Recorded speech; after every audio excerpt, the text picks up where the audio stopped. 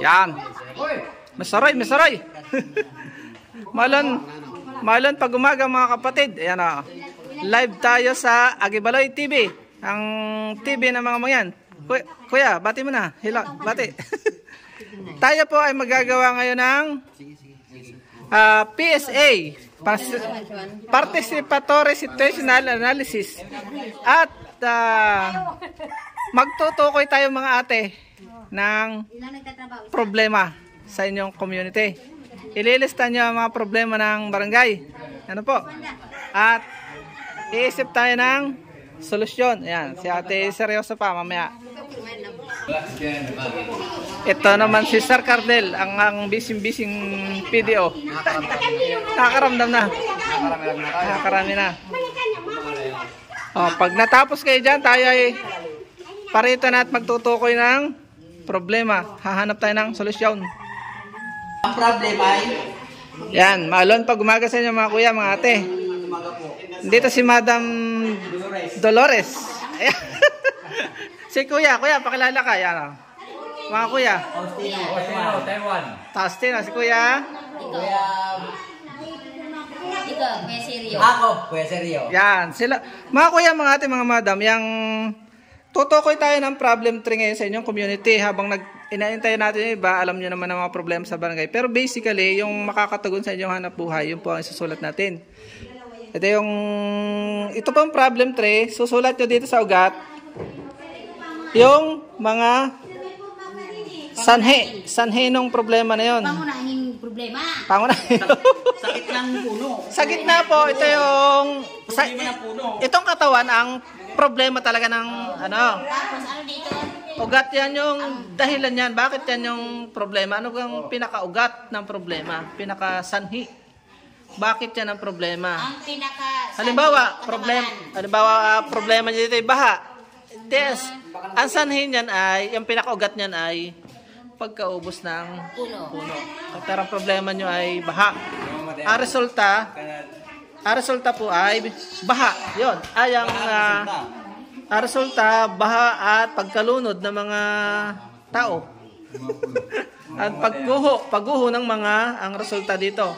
Ang bunga, pagguho ng lupa. Yan. Sige po, sample kayo. Kung ano, yun, illegal logging, ang dahilan ng ang resulta, baha. Ugat. Dahil ng pagbubuto ng puno. Ano pong ilalagay, sir? Ang problema nyo sa komunidad ay sa katawan. Yan muna. Yung ugat, aalamin nyo kung anong mga sanhi nun, anong pinakadahilan, bakit problema nyo yun. Ano muna ang ating problema?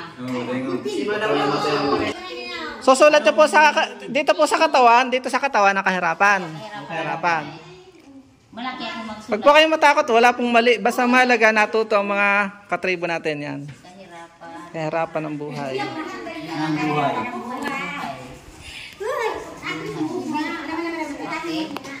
Kahirapan ng buhay. Tapos, ang sunod. Mag-isip pa po kayo, ano pa ang problema nyo? Mga sample lang iba pang problema. Mga 3 man lang na problema. Kahirapan ng buhay. Pinaka nakikita nyo dito sa inyong barangay.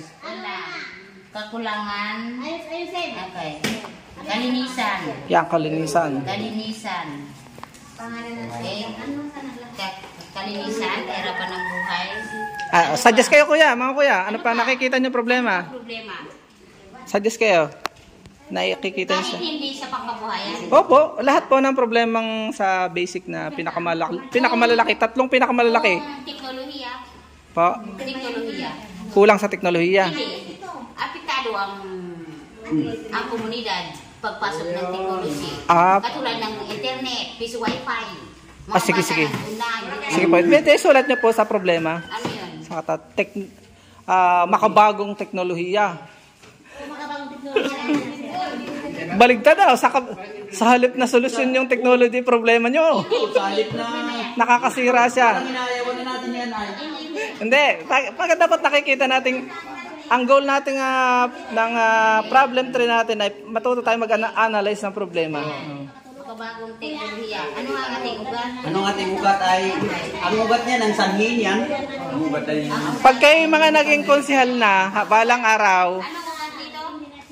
ano nga yung sanhin ng kahirapan ng buhay? Anong naging sanhin ng kahirapan ng buhay? ugat, anong ugat niyan? Yun ang ugat. Anong pinagmumulan? Anong Kahirapan nakikita? ng buhay. Hindi naman tayo nagsusugal eh. Pwede rin yun, pwede rin yun. Pwede rin ang bisyo. Bago, Bisyo, yun, pwede bisyo, no? Pwede rin. Kaya siya may kategorya sa kalinisan, bisyo. Di ba? padalo Ito po, madam, ay maraming ugat. So, iisa-isahin po natin. Ano ang ugat ng Bisyo. kahirapan ng buhay? Pwede dyan. Bisyo. Kahit ano dyan. Yan po na may pwedeng pwede pa po yung ilagay sa table. Para, Bago ang kalinisan ay, Katamaran. yan, pwedeng dyan sa isang ugat na yan. Dito lahat yung sa kahirapan ng buhay. buhay. Yan, yan, para malinis. Kalinisan ay, Ano pa? O, kuya, ano pang parang nag-FDS na tayo nito. Sa kalinisan, Kuya, ano nakikita mo dahilan? Ba't naghihirap ang mga taga rito? ito ang kalinisan, kaya hindi nagiging malinis, nakabase pa rin siya sa kultura. Kultura, no? Kultura ng kalinisan, kasi yung iba. Sanay. O, tapos, ano pa? yan po ang bagong teknolohiya. Kultura, at saka, una din, ano ba, ito din, katamaran. Kulang sa edukasyon. Itinuturuan naman tao. Bago kay maestra. Naguloy maglinis, pag hindi naman ginagawa. Sa edukasyon. Hindi ginagawa. Tapos, yung, dito na tayo sa makabagong Bagong teknolohiya. teknolohiya. Ano nga, anong sanhi? Anong sanhi? Yang,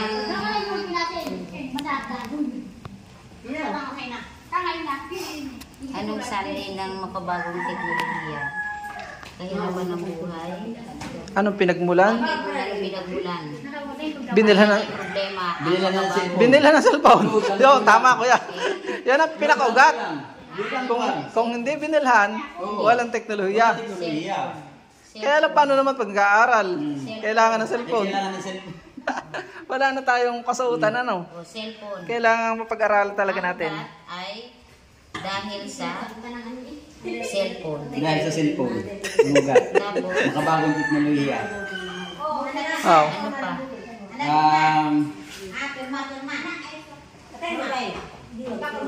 Nakiuso. Kaya mga gano'n, nakigaya. Sunod sa uso. Sumunod sa uso. Sumunod sa uso. Katamaran mag-isip. Oo. Walang maging nakabumili. Yun. Tama yun si kuya. Katamaran daw mag-isip. Mag-research ng sa libro. Kaya pare Gogli. Parang Google na rin ang katutubo. Oh. Katamaran sa pagre-research. Pwede, pwede. Solusyon. Hindi yan ang solusyon. Sa solusyonista, siya na. Katamaran mag-isip. Ah.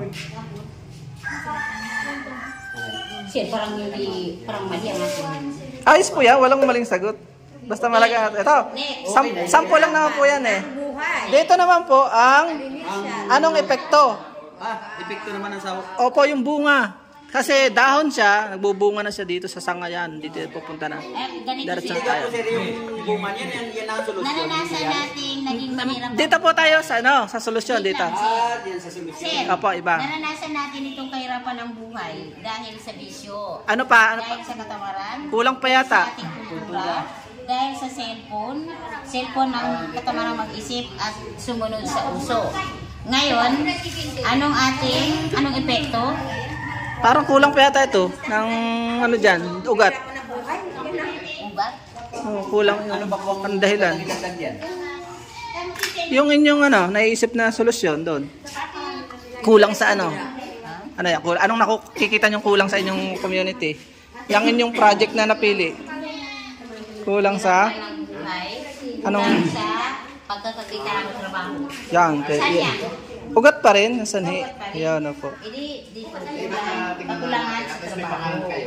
Yun ang solusyon. Hindi na gusto ano. Kakulangan sa Trabaho. Buhay. kaya naghihirap. Walang Kak sapat na hanap buhay. yan. Yun. Pagkikitaan. May hanap buhay pero hindi sapat, ano? Walang sapat na Hindi sapat yung kinikita. hanap buhay. Sige. walang sapat na hanap buhay. Kaya naranasan niyang maging mahirap ang kahirapan. Yan. Tapos, Bunga naman.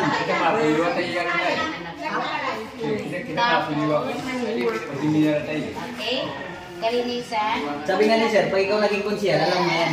Mahalaga po yan kasi hindi lang po sa pamilya, pwede rin po nyo i-apply ng personal yan eh. Para makita nyo yung problema sa pamilya. Ano ba totoong problema namin? Kasi ang dami pong tao, problema na nga lang, hindi pa alam ang totoong problema.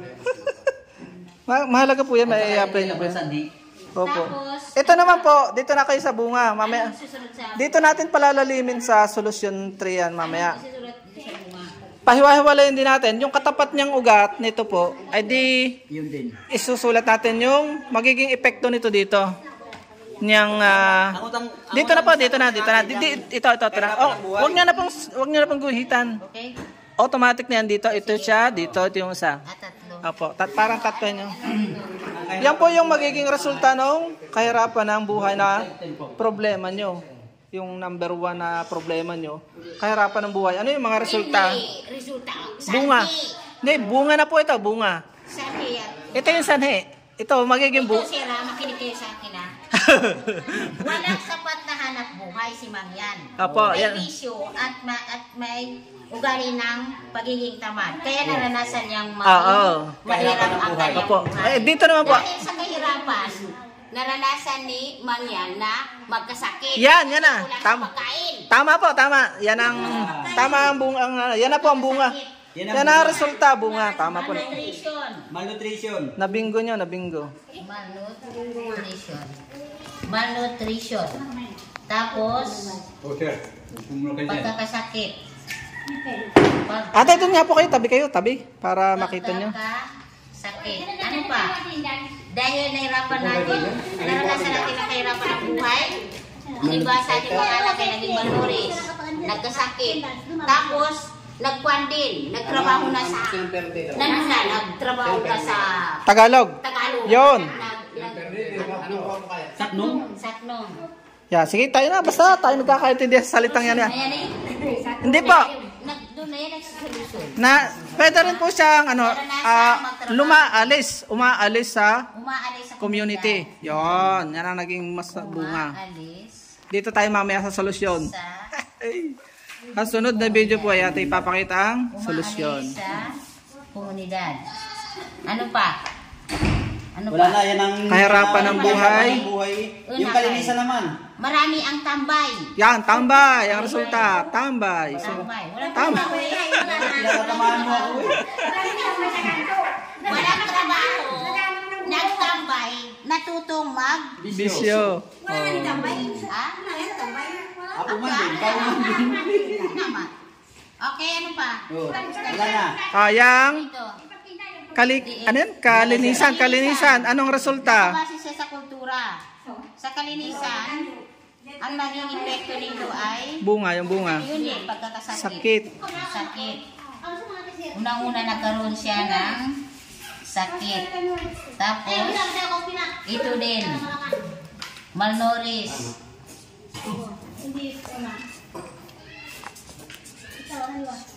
Ano pa? Marami ang ano pa? Kalinisan na yan. Sa kalinisan. Dahil hindi malinis. Polusyon. Marami ang sakit. Polusyon. Hindi, lagyan ko sakit. Unang-una ay TB. Yan, TV. Para maging malinis, maliwanag. Yan po. Sakit, TB. Okay na po yan. Diarrhea. Ay, nagtatay pa. Diarrhea. Kawawa naman ng mga katribo. Kaya sir, direct. Ayos. Ayun ang mag-check. Hindi, sa kalinisan. Sa kalinisan.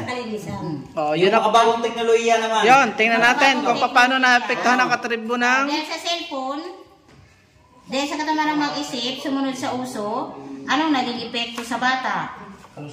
Kalusugan. Ang kanyang apektado ang kalusugan. ano pa? Ano pa nakikita niyong epekto ng cellphone sa mga bata? Magastos. Magastos. Yan. Pagkakasakit. Yan, tama po yan, tama.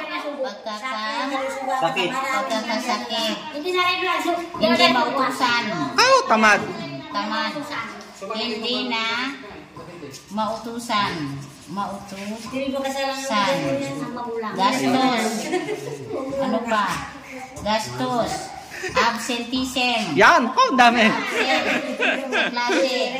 Absent sa klase. Ang galing. Ano pa? Ang galing talaga na. Absent sa klase. Ano pa? Tapos, apong ano? Meron na yata. Puyat. So, absent sa klase. Magkakasakit niya. Okay. Puyat.